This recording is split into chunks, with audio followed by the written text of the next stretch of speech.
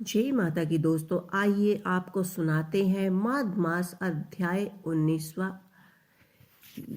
वह पांचों कन्याएं इसी प्रकार विलाप करती हुई बहुत देर प्रतीक्षा करके अपने घर की ओर लौटी। जब घर में आए तो माताओं ने कहा कि इतना विलंब तुमने क्यों कर दिया। तब कन्याएं ने कहा कि हम किन्नरियों के साथ क्रीड़ा करते हुए सरोवर पर थे और कहने लगी कि आज हम थक गए हैं और जरा लेट गए। वशिष्ठ जी कहते हैं कि इसी प्रकार आश्चर्य का छुपाकर वह विरह की मारी पड़ गई। उन्होंने घर में आकर किसी प्रकार की क्रीड़ा नहीं की। वह रात्रि उनको एक युग के समान व्यतीत। सूर्य नारायण के उदय होते ही वह अपने आप को जीवित मानती हुई माताओं की आज्ञा लेकर गौरी पूजन करने कन्याएं वहां पर जाने लगी।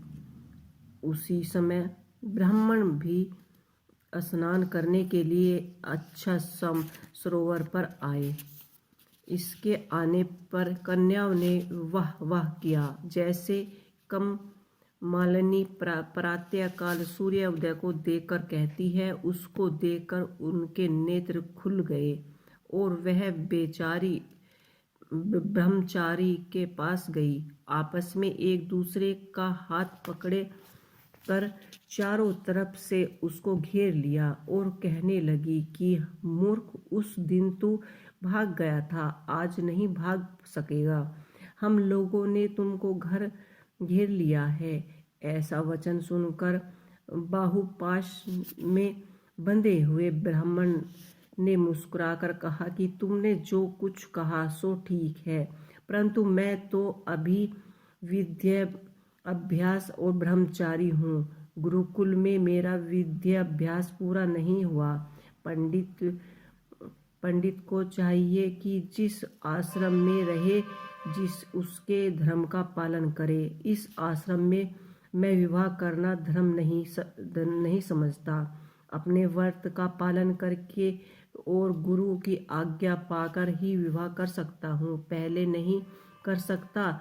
यह सब सुनकर वह कन्याएं इस प्रकार बोली जैसे बैसाख मास में कोयल बोलती है।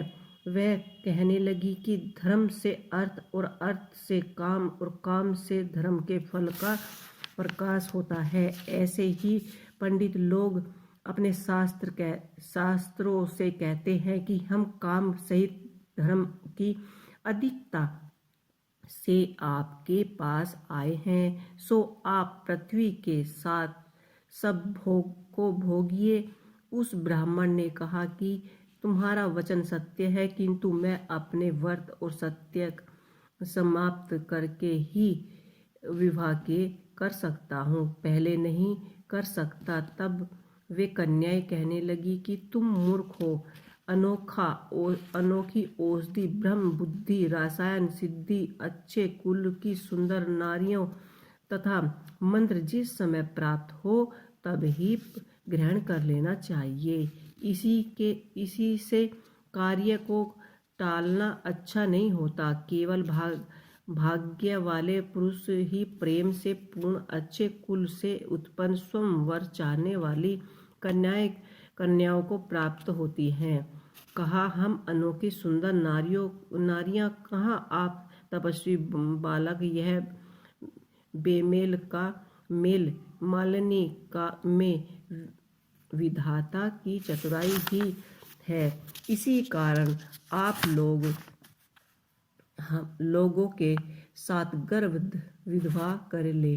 उनके ऐसे वचन सुनकर उस धर्मात्मा ब्राह्मण ने कहा कि व्रत रहकर उस समय विवाह नहीं करूँगा। मैं स्वयंवर में की इच्छा नहीं करता। इसी प्रकार इसके वचन सुनकर उन्होंने एक दूसरे का हाथ छोड़कर उसको पकड़ लिया। सुशील और श्रोवरा ने उसकी भुजाओं को पकड़ लिया। सुतरानी आलिंगन किया और चंद्रिका ने उसका मुख चूम लिया, परंतु फिर उसको क्रोधित होकर उसने श्राप दिया कि तुम डायन की तरह मुझसे लिपटी हो, इसी कारण पिशाचिनी हो जाओ। ऐसे श्राप देने पर वह उसको छोड़कर अलग अलग खड़ी हो गई। उन्होंने कहा कि हम निरपराधियों को व्यर्थ क्यों श्राप दिया? तुम्हारी इस धर्माज्ञा पर धिक्कार है। प्यार करने वालों से बुराई करने वालों का सुख दोनों लोगों को नष्ट कर देता है। इसलिए तुम भी हम लोगों के साथ पिशाच हो जाओ। तब वे आपस में क्रोध से उस सरोवर पर पिशाचिनी हो गए और बस पिशाचिनी कठिन शब्दों से चिल्लाते हुए अपने कर्मों को भोगने लगे। वशिष्ठ जी कहने लगे कि हे राजन, इसी प्रकार वह पिशाच उस सरोवर के इधर उधर फिरते रहे। बहुत समय पश्चात मुनियों में श्रेष्ठ लोमस ऋषि पौष शुक्ल चतुर्थी को उस उच्छेद सरोवर पर स्नान करने के लिए आए। जब श्राद्ध से दुखी इस पिशाचों ने उसको देखा तो उनकी हत्या करने के लिए गोल बांधकर उनको चारों तरफ से घेर लिया। वेदनिधि ब्राह्मण भी वहां पर आ गए और उन्होंने लोमस ऋषि को साष्टांग प्रणाम किया और पिशाच ऋषि के तेज के समान ठहर न सके, उस दूर जाकर खड़े हो गए। वेदनिधि हाथ जोड़कर लोमस ऋषि से कहने लगे कि भाग्य से ही ऋषियों के दर्शन होते हैं। फिर उन्होंने गर्वर्धन कन्या और उसके पुत्र की परिचय देकर सब वृत्तांत सुनाया और कहा कि हे मुनिवर, यह सब ही श्राप मोहित होकर उसके सम्मुख खड़े हैं।